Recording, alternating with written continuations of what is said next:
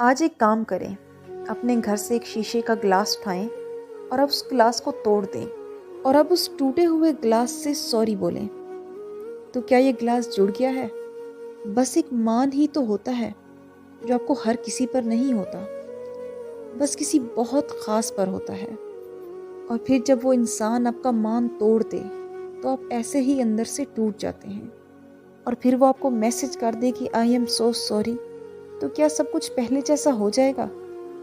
और एक बात हमेशा याद रखिएगा कि किसी की इज्जत बीच चौराहे में लटकाकर उसको सॉरी कह देने से रिश्ते घसीटे तो जा सकते हैं, लेकिन निभाए नहीं जा सकते।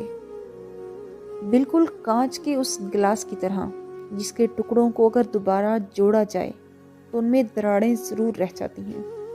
और हमारे रिश्ते भी बिल्कुल इसी कांच के गिलास की तरह होते हैं।